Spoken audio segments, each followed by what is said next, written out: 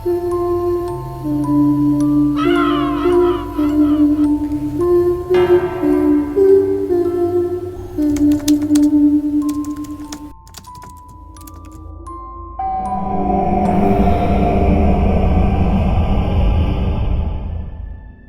mapayapang araw o gabi sa inyong lahat, Misteri.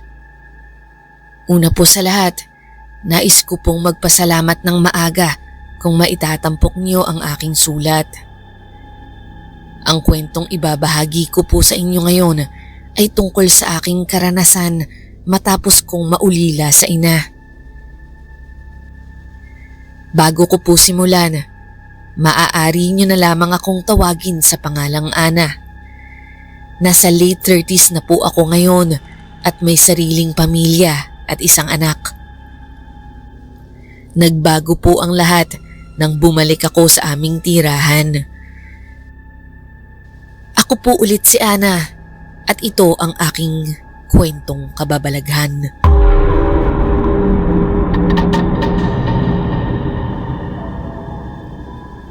Labing-pitong taong gulang ako nang pumanaw ang aking ina. Noong panahong yun, nasa Maynila ako, nag-aaral sa isang pribadong kolehiyo. Naiwan si nanay at tatay sa aming bahay sa probinsya. Kaya nang matanggap ko ang balita mula kay tatay tungkol sa pagpanaw ni nanay, dali-dali akong umuwi. Sobrang sakit ng pangyayari para sa akin dahil hindi man lang kami nagkaroon ng pagkakataong magpaalam sa isa't isa. Ayon kay tatay, pumanaw si nanay habang natutulog. Nagising na lamang daw siya at wala na itong buhay. Nanatili ako sa probinsya ng ilang linggo kahit alam kong mahuhuli ako sa aking mga klase. Inikot ko ang buong bahay, lalo na ang kwarto ni nanay at tatay, ang terrace kung saan madalas kaming magbonding noon. Pero kahit mabigat sa loob, bumalik ako sa Maynila upang ipagpatuloy ang aking pag-aaral. Nakiusap ako kay tatay na kung maaari, huwag muna akong umuwi sa susunod na bakasyon. Alam kong nalungkot siya sa sinabi ko. Pero sinabi rin niyang nauunawaan daw niya ako. Sa huli, umabot ng 2 taon bago ako muling nakauwi sa amin. Gayunpaman, madalas naman kaming magkausap ni tatay sa telepono. "Hello tay, kamusta po kayo dyan? Alam niyo po, magaganda po at matataas ang grades ko." Ayos lang naman ako dito, anak. Ikaw, kamusta ka na riyan? Mabuti naman at pinagsisikapan mong mag-aral. Masayang masaya ako para sa'yo at siguradong masayang masaya rin ang nanay mo. Sana nga po tay. Sana nakikita niya lahat ng pagsisikap ko. Sigurado yun, anak. May bala ka bang umuwi ngayong bakasyon? Oo tay, naisip ko rin pong umuwi. Bakit po? Mabuti naman kung uuwi ka. Kasi anak, Ano po yun tay? hindi ko kasi alam kung matutuwa ka o magagalit ka sa sasabihin ko eh. Naku tay, ako pa ba? Sige na, sabihin mo na, ano po yun? Nakakahiya kasi anak. Ang totoo niyan, matagal ko nang gustong sabihin sa'yo pero kailangan ko ng lakas ng loob. Hindi naman po ako magagalit tay. Ano po ba yun? Malamang, may nagpapatibok na sa puso niyo no? Paano mo nalaman? Kasi yun lang naman ang naiisip kong bagay na ikakahiya niyo sa akin. Kung ganoon tama ka. Tama ang iniisip mo, anak. Sino po siya? Pinalitan niyo na ba si nanay? Naku, hindi. Alam mong walang papalit kay nanay sa puso ko. Pero hindi ko rin maitatangging naghahanap pa rin ako ng makakasama sa buhay. Siguro naman, maiintindihan yun ng nanay mo. At pati na rin ikaw. Siguradong masaya si nanay kung may nag-aalaga sa inyo tay. Masaya rin po ako para sa inyo. Hindi ka ba galit anak? Bakit naman ako magagalit, Tay? Siyempre hindi. Basta mahal niyo siya at mahal din niya kayo. Yun ang mahalaga sa akin. Maraming salamat anak ha. Salamat at naintindihan mo. Kaya dapat pong umuwi ako ngayon para makilala ko siya. Dapat talaga umuwi ka. Aasahan kita ha. Opo, Tay. Mag-ingat po kayo. Aaminin ko po, Misteri. May bahagi pa rin sa akin na nasasaktan kapag naiisip kong may iba nang minamahal si tatay bukod kay nanay. Pero ayokong maging makasarili.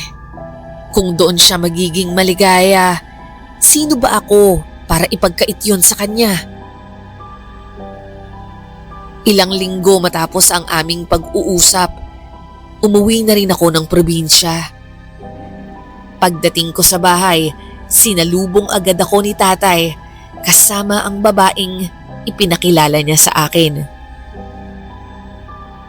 Anak, kamusta ka na? Lalo ka atang gumanda. Tatay naman nambola pa. O sige na nga, lalo ka rin gumwapo, Tay.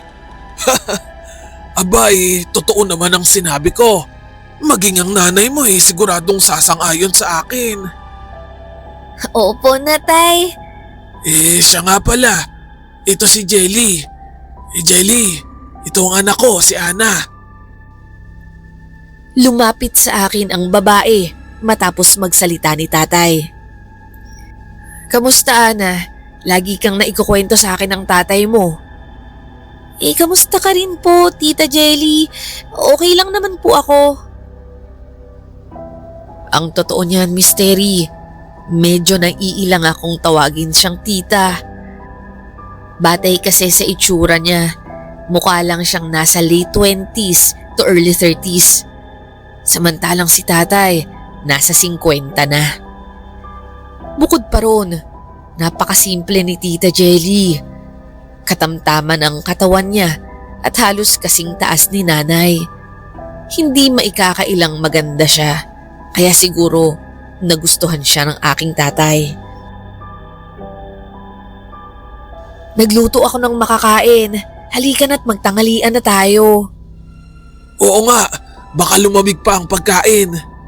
Naku, tamang-tama. Gutom na rin ako. Habang kumakain, napag-usapan namin ang tungkol kina tatay at Tita Jelly, pati na rin ang paninirahan niya sa bahay. Sumang-ayon na lang ako rito. Tutal, wala namang kasama si tatay. Naitanong rin nila kung hanggang kailan daw ako mamamalagi, lalo na't nalalapit na ang karawan ni tatay. Sinabi ko namang makakasama nila ako sa pagdiriwang nito. Ay, sobrang nabusog ako. Namiss ko talaga yung lutong bahay. Oo nga mukhang ang dami mong nakain anak. Mabuti naman at nagustuhan mo. Siyempre naman po. Masarap po ang luto nyo, Tita Jelly. Naku, mabuti naman nagustuhan mo. Sige po, akyat po muna ako para dalhin yung mga gamit ko sa kwarto. Ako na rin po yung magliligpit mamaya dyan. Ay naku, hindi na Ana. Ako nang bahala rito. Magpahinga ka na lang dyan. Alam kong pagod ka sa biyahe. Oo nga naman anak. Kami na lang dito. Huwag mo nang intindihin itong mga liligpitin. Sigurado po kayo? Sige po, salamat. Nang patungo na ako sa aking kwarto, humabol ng tanong si tatay. Ana anak. Lumingon ako sa kanya bago sumagot. Ano po yun, Tay? Kung okay lang sana sa'yo anak, ipapagamit ko muna kay Tita Jelly mo yung mga damit ng nanay mo sa cabinet. Sayang naman kasi kung mabubulok lang doon. Nagpapaalam po ba kayo sa akin, Tay?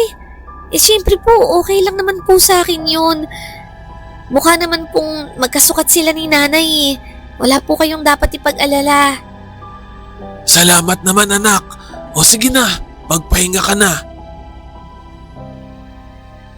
Habang umaakyat ako sa hagdan ng bahay, unti-unting bumabalik sa akin ang alaala ng masasayang sandali namin ni Nanay. Lalo na nang makita ko ang terrace kung saan kami madalas magkwentuhan. Hindi ko na malayan na bigla na lang tumulo ang mga luha ko. Akala ko, Mystery, naka-move on na ako sa pagkawala ni Nanay. Pero lumipas ang ilang taon, hindi pa rin pala. Nang maiayos ko ang mga gamit ko sa kwarto, humiga muna ako saglit upang magpahinga. Hindi ko na malayan na nalulumbay ako at napahaba na ang aking pagtulog. Nang magising ako, madilim na sa kwarto ko. Gabi na pala, ang sabi ko sa sarili ko. Inabot ko ang lampshade sa mesa ko upang magbigay ng liwanag sa aking kwarto. Nang mabuksan ko ito, parang may isang figura ng babae na nakatalikod sa dulong bahagi ng kwarto. Kinusot ko ang aking mga mata. Nagbabaka sakali na baka guni-guni lang ito. Pero Mystery, totoo talaga, may nakatayo sa gilid ng kwarto. Dahan-dahan itong umupo at humarap sa akin. Pero dahil sa dilim, hindi ko maaninag ang itsura niya. Gumapang ito papalapit sa kama ko at sabay nang pinatay ang ilaw ng lampshade. Sa oras na yun, sobra akong natakot at hindi nakagalaw sa pagkakahiga ko. Nang makalapit ang babae sa paanan ng kama, lumusot ito sa ilalim ng kama ko. Hindi ko alam kung ano ang gagawin, kaya napadasal na lang ako. Humihingi ng lakas ng loob sa Diyos. Kahit puno ng takot, marahan kong ibinaba ang aking ulo upang silipin ang maitim na babae sa ilalim ng kama ko. Nang malapit na ang mukha ko sa ilalim, biglang bumukas ang pintuan ng kwarto. Anak, kakain na tayo. Sa sobrang pagkagulat ko, halos mahulog ako mula sa pagkakadukwang ko sa ilalim ng kama. Oh, ano bang ginagawa mo dyan? Wala po tay. May inaabot lang ako. Nahulog kasi yung hikaw ko. Sumilip ulit ako sa ilalim ng kama. Malinis ito at walang senyalis ng kung sino man. Pinagkibit-balikat ko na lang ang nangyaring yun at inisip na baka naglalaro lang ang isip ko noong gabing yun. Kinabukasan, tumulong ako sa paglilipat ng mga gamit ni Tita Jelly dahil mula sa araw na yon, opisyal na siyang maninirahan sa bahay namin. Hinintay lang ako ni tatay na pumayag bilang respeto bilang anak niya. Nagbanding kaming tatlo at sa totoo lang Mystery, masaya naman akong kasama si tita. Nanood rin kami ng sine at naggrocery pa. Nakita ko na masaya talaga si tatay sa piling ni Tita Jelly, kaya kahit papaano, napanatag ako. Isang araw, habang nasa bakuran ako at tinitignan ang mga tanim na bulaklak ni Nanay, ngumiti lang ako dahil kahit papaano ay naaalagaan pa rin ito ni tatay. Nilibot ko ang buong paningin ko sa paligid habang napansin ko ang terrace namin. Para bang may taong nakatayo sa loob ng salamin ng bintana at nakatingin ito sa akin. Alam kong walang tao sa bahay noon dahil umalis sina tatay at tita Jelly. Kaya agad-agad akong kinabahan. Nag-aalangan kung may nakapasok sa bahay. Pero nagmadali pa rin akong pumasok kahit may kaba dahan-dahan akong umakyat ng hagdan. Kitang-kita ko mula sa sahig ang mga paa ng taong nakatayo sa bintana. Kumuha ako ng pamalo na pwede kong ipangdepensa sa sarili ko. Ngunit nang makarating ako sa kwarto, wala namang tao. Hanggang sa bigla na lang may narinig akong bumukas ng pinto at nang tignan ko, kwarto ko yun. Nakita ko na lang ang likod ng babae papasok sa loob ng kwarto. Miss, sino ka? Ang nanginginig kong tanong.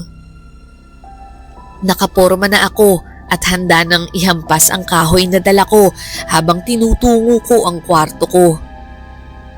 Nang makapasok ako sa loob, wala akong nakita kundi ang sarili ko. Biglang nabalot ng malamig na hangin ang buong paligid, kahit sarado naman ang mga bintana. Hanggang sa bigla na lang nahulog ang larawan ni nanay mula sa lamesa ko. Nang pupulutin ko ito, bigla na lang sumara ng malakas ang pinto, dahilan para mabitawan ko ang hawak kong kahoy. Nagmamadali kong pinulot ang larawan ni nanay.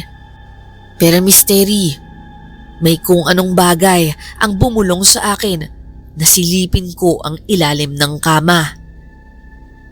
Pumikit muna ako bago ko sinilip ito. Nanlaki ang mga mata ko nang makita ko ang mga paa ng isang tao na nakatayo sa ilalim ng kama. Dahan-dahan itong gumalaw at naglakad. Misteri, naglalakad ito patungo sa akin. Sa sobrang takot, sumuot na lang ako sa ilalim ng kama. Huminto ang mga paa sa gilid ko at alam kong nakaharap na ito sa akin. Maya-maya, naramdaman ko na bumigat ang kama. Napadasal na lang ako at pinikit ko ang aking mga mata sa sobrang takot. Bigla akong napasigaw nang may humawak sa binti ko. Anak! Ano bang nangyayari sa'yo? Tay, anong ginagawa niyo rito? Ikaw ang dapat kong tanungin. Anong ginagawa mo dyan sa ilalim ng kama? Kanina pa kami ni Tita Jelly mo sa baba at panay ang tawag namin sa'yo. Ganun po ba? Wala po ba kayong nakitang ibang tao rito? Iba? Wala naman. Nakita ko lang yung binti mong nakalabas sa kama, kaya sinilip kita. Ano bang ginagawa mo dyan, bata ka? Tay, nalaglag kasi yung picture ni nanay, kaya kinuha ko. Kinuha? Sa ilalim ng kama? Lumabas ako mula sa ilalim ng kama at bigla akong yumakap kay tatay. Dito ko na siya sinabihan tungkol sa babaeng nagpapakita sa akin noong mga nakaraang araw pa. Pero lagi lang itong nakatalikod at hindi ko makita ang muka. Sinabi sa akin ni tatay na baka si nanay ang nagpapakita sa akin at malamang na-miss lang ako nito dahil sa matagal kong hindi pag-uwi.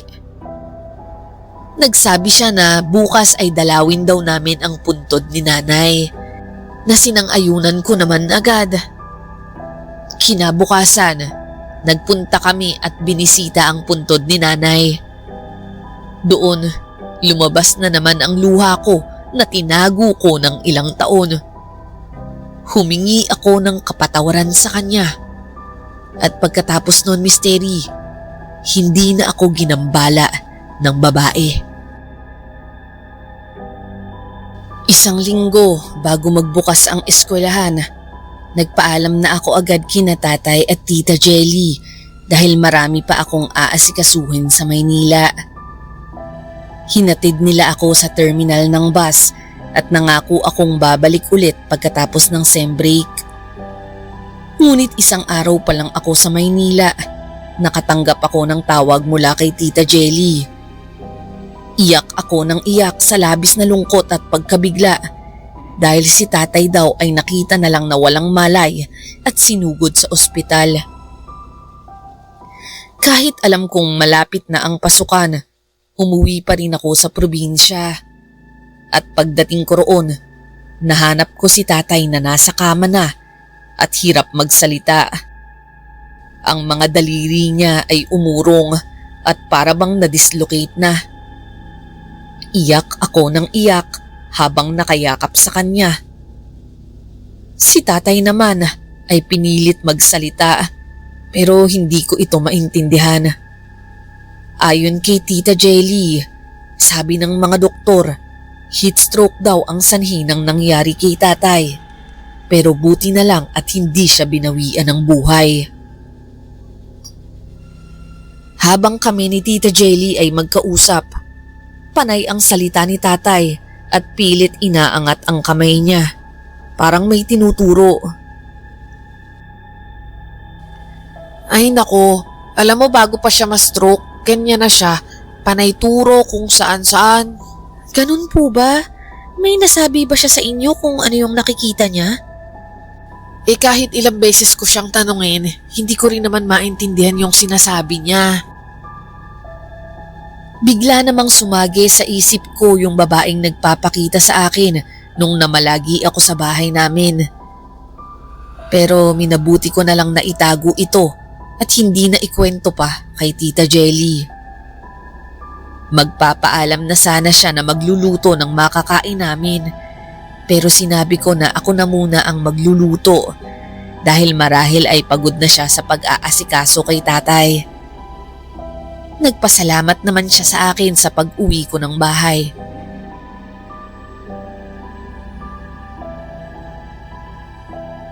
Lumabas ako upang mamalengke ng mga kinakailangan ko sa pagluluto at habang naglalakad, nakasalubong ko si Henry, ang kababata ko.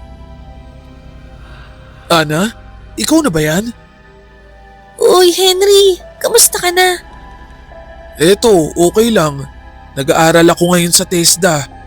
Ikaw, mabuti naman umuwi ka dito. Hindi pa ba kayo bumabalik sa school?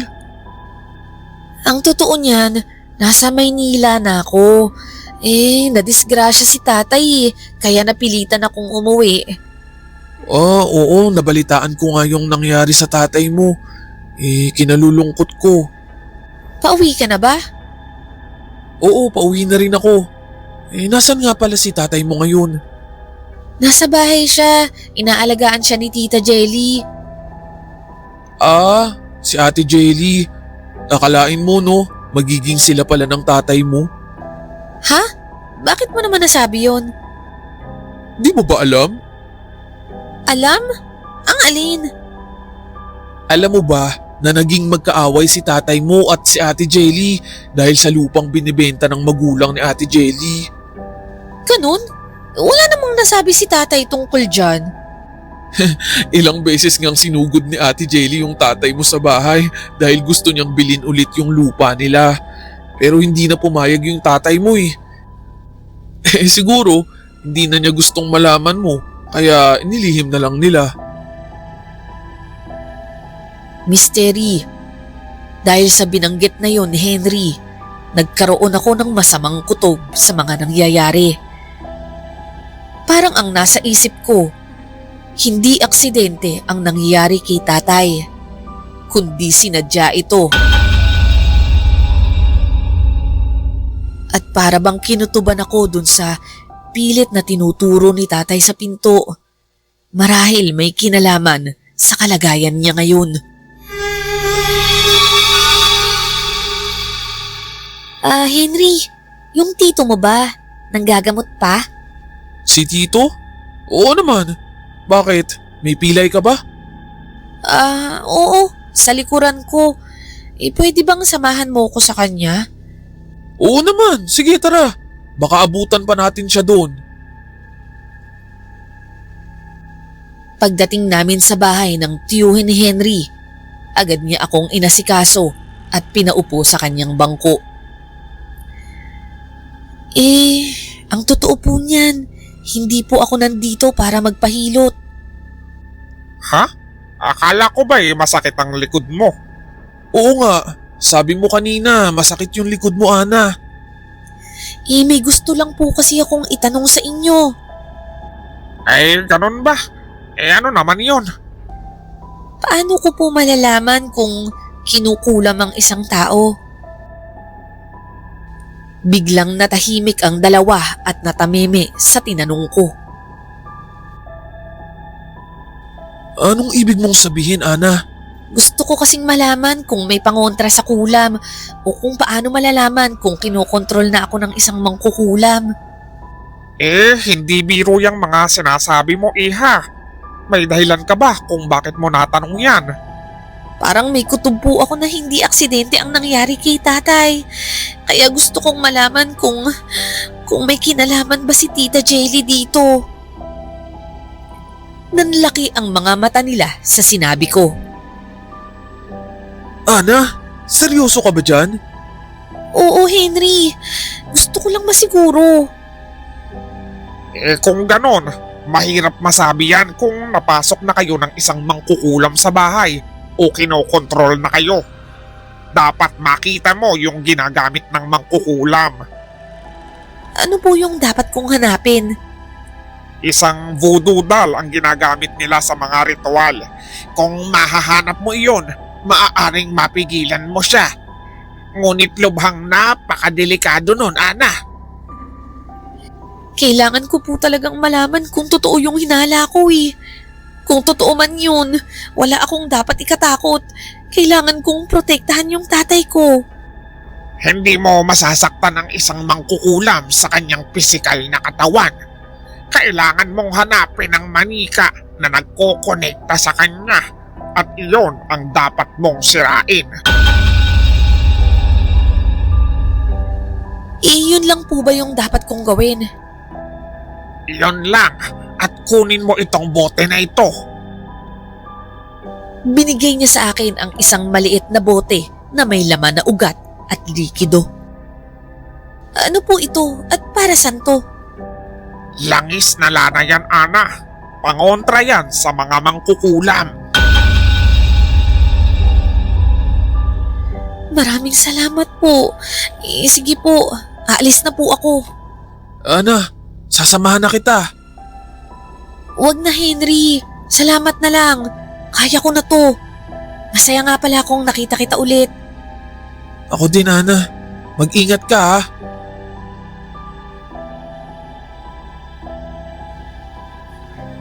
Bumalik ako sa bahay namin at napansin kong wala na si Tita Jelly. Pinuntahan ko ang kwarto ni tatay pero wala rin siya roon. Nakita ko ang pintuan na tinuturo sa akin ni tatay kaya't binuksan ko ito ng buong tapang. Tumambad sa akin ang mga garapon na may laman na kung ano-ano. Napatakip ako sa aking bibig at labis na nalulungkot sa nakita ko sa lamesa. 2 manika na gawa sa dayami at tela ang nakatayo rito.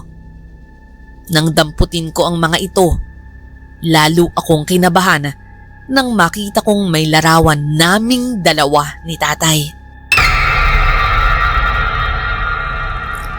Ang kapansin-pansin pa, ang manika na may larawan ni tatay ay bali-bali na.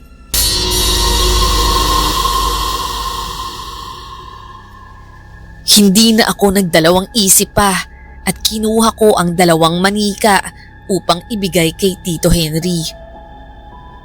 Ngunit may isa pa akong bagay na hinahanap na wala sa kwarto. Ang manika ni Tita Jelly. Wala ito doon. Hanggang sa narinig ko ang boses ni Tita Jelly mula sa baba. Agad akong nagmadaling lumabas ng kwarto at nagtungo sa kusina. Nagulat ako nang makita siya na nag-aayos ng mga pinamili mula sa palengke at isa-isa nitong inilabas sa bayong. Tita Jelly, namalengke ka? Oo, nag-aalala kasi ako na baka hindi ka marunong mamalengke. kaya sinundan kita. Ganun po ba? Pasensya na po. May inasikaso lang po ako.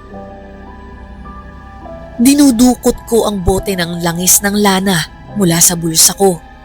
Ngunit ang malaki kong pagkakamali ay nang ilihis ko ang tingin ko kay Tita Jelly.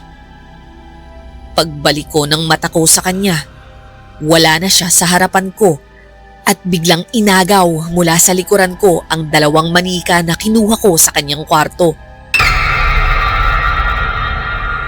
At saan mo balak dalhin tong laruan ko, Ana? Walang hiya ka! Ikaw palang may kagagawan yan kay tatay. Paano mo naman nasabi yun, Ana? Mahal na mahal ko ang tatay mo. Sa una pa lang pala, binalak mo na to. Hindi ko kasalanan yun, Ana. Hayop ka! Ibalik mo sa akin yan! Agad na itinaas ni Tita Jelly ang manika at bigla akong napahinto. Piniga niya ang braso ng manika at kasabay nito ay ang labis na sakit na naramdaman ko sa kabilang braso ko. Sa sobrang sakit, naiyak ako at namilipit. Parang unti-unti niyang dinudurog ang mga braso ko. Ganyan-ganyan ang tatay mo habang ginagawa ko to sa kanya eh. Wala akong magawa kundi mamilipit sa sakit na ginagawa niya sa akin. Halos balian na niya ako ng braso. Masaya siya sa pagpapahirap sa akin. Naglalakad siya patungong kusina at kinuha ang bayong. Ana, ito ba yung hinahanap mo sa kwarto kanina? Nasa kanya pala ang manika niya. Kaya pala hindi ko ito makita sa kwarto. Napakatuso niya sa akin. Dahan-dahan siyang lumapit. Kaya kahit namimilipit ako sa sakit, dinukot ko ang bote sa bulsa ko at nagmamadaling binuksan ang takip nito. Nang makalapit si Tita Jelly sa akin, saka ko sinaboy sa mukha niya ang langis ng lana.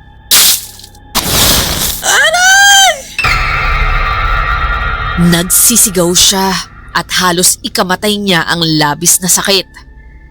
Pero alam kong hindi ito sapat, kaya binala kong tumakas palabas ng bahay. Pero bigla akong napahinto sa kinatatayuan ko. Kaya pala, hawak-hawak na ulit niya ang manika. Humarap ito sa akin at ang kaninang puno ng sugat na mukha niya ay bigla na lang gumaling. Naalala ko ang sinabi ni Tito Henry. Tanging ang manika lang ng mangkukulam ang kahinaan ng katawan nito. Kaya naman walang epekto sa kanya ang pagbuhos ko ng langis ng lana. Kinabahan ako sa susunod na gagawin ni Tita Jelly. Misteri, hinawakan niya ang ulo ng manika at akmang babaliin ang leeg nito. Pero sa hindi inaasahang pangyayari, biglang umusok ang katawan ng manika ni Tita Jelly at nagkaroon ng sugat. Dahil rito, nagsisigaw ulit siya sa labis na sakit. At doon ko lang napagtanto na sinagip ako ni Henry Misteri. Binuhusan niya ng langis ng lana ang manika ni Tita Jelly habang nakatalikod ito. Unti-unting nagkaroon ng sugat sa iba't ibang bahagi ng katawan si Tita Jelly at kalaunan, binawian din siya ng buhay. Napayakap na lang ako kay Henry sa pagdating niya at pagligtas sa akin. Henry, maraming salamat ah. Walang anuman, Ana. Alam mo kasi, hindi talaga kita kayang mag-isang bumalik dito. Parang masama yung kutob ko. Salamat, Henry. Naniwala ka dun sa sinabi ko. Kahit wala akong patunay. Pero nagtiwala kayo ng tito mo. Maraming salamat sa inyo. sobra-sobra akong nagpasalamat sa kanya dahil sa ginawa niya. Matapos noon, dinala namin ang manika sa tiyuhin ni Henry. Doon ginawan niya ng paraan ang nangyari kay tatay. Bumalik man sa ayos ang pagsasalita ni tatay, pero hindi na siya nakapaglakad muli ng maayos dahil sa labis na pagkabali ng kanyang mga buto.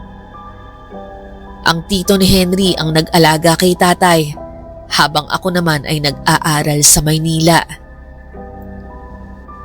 Nang makagraduate na ako at nagkaroon ng magandang trabaho, sa probinsya na ako nanirahan kasama ni tatay. At marahil, alam niyo na po kung sino ang nagkatuluyan, Miss Terry. Tama po kayo, naging mag-asawa kami ni Henry.